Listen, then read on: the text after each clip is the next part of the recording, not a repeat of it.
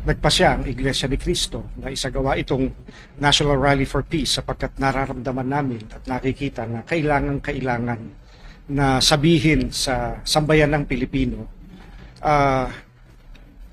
pabalikin natin sa kapayapaan, papanumbalikin natin ang pagkakaisa sapagkat malala ang mga suliranin ng ating bansa at binabalik-balikan namin yung sinabi ng ating Pangulo na yun ang unahin sapagkat pagka yung nais ng iba ang ating inuna ay walang makikinabang kahit isang Pilipino ayon sa kanya.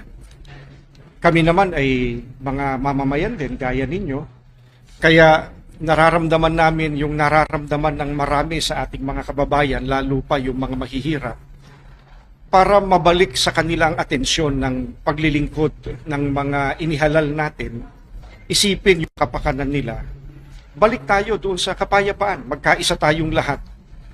Tutukan muna ng mga inihalal yung kanilang gampanin bago ang iba pang bagay. Para lang po malinaw, naikasa po itong rally na ito dahil sa impeachment complaint laban kay VP Sara. Naikasa itong Rally for Peace bunga noong opinyon ng ating Pangulo, ng President Ferdinand Marcos Jr. Nung sinabi niya na, to paraphrase what he said, this will not benefit even a single Filipino. So, yun ang aming panawagan. Let's focus on what benefits every Filipino. Ka-Edwin, yung ibang mga statements po doon sa rally, naging napakamatapang, lalo na po yung sinabi na hindi dapat inuna ang sarili.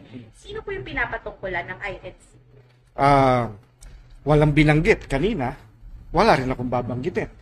Kung sino ang sa tingin nila ay sila iyon, ay sana lahat tayo, bumalik lang tayo doon sa pagpapatawaran, sa pagkakaisa, sa awa sa isa't isa, sapagkat may mas malaking konteksto, may mas mabigat na suliranin na yun ang talagang dapat na inuuna, lalo na nung mga inihalal natin.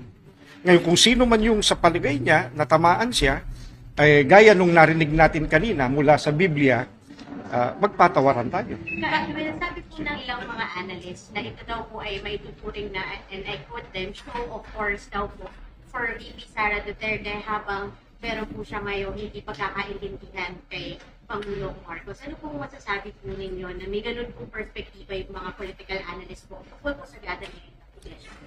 Palagay ko kung nandito yung mga nagsabi noon at napakinggan nila yung mga narinig kanina, makikita nila na hindi iyon ang layunin